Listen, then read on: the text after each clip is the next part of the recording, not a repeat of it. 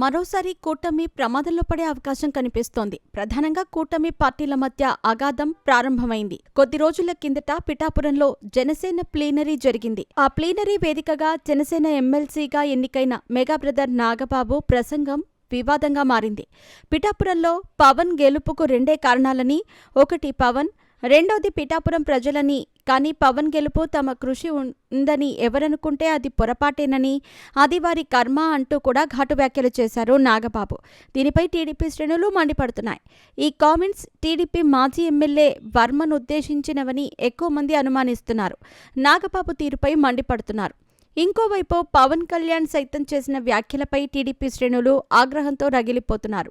అరాచక వైఎస్ఆర్ కాంగ్రెస్ పార్టీని ఓడించామని, తాము నిలబడుతూనే 40 సంవత్సరాలు తెలుగుదేశం పార్టీని నిలబెట్టామని పవన్ చేసిన కామెంట్స్ ఇప్పుడు సెగలు పుట్టిస్తున్నాయి. టీడీపీ శ్రేణుల్లో ఆగ్రహానికి కారణమవుతున్నాయి. ఇప్పటి వరకు పవన్ విషయంలో టీడీపీ శ్రేణులు గౌరవ భావంతో మిగిలాయి. కానీ పవన్ కళ్యాణ్ టీడీపీని ఉద్దేశించి చేసిన కామెంట్స్ తర్వాత పార్టీ శ్రేణుల అభిప్రాయం మారుతోంది.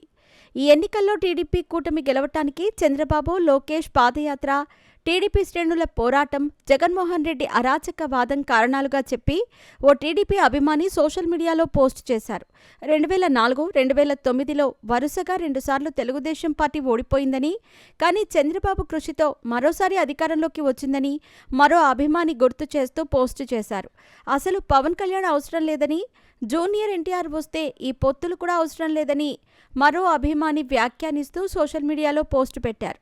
రాజకీయంగా ఇచ్చిపుచ్చుకునే ధోరణి ఉండాలి తప్ప ఇలా స్వార్థంగా మాట్లాడితే మాత్రం పవన్ కళ్యాణ్కు ఇబ్బందులు తప్పవని మరో అభిమాని హెచ్చరిస్తూ సోషల్ మీడియాలో పోస్ట్ పెట్టాడు.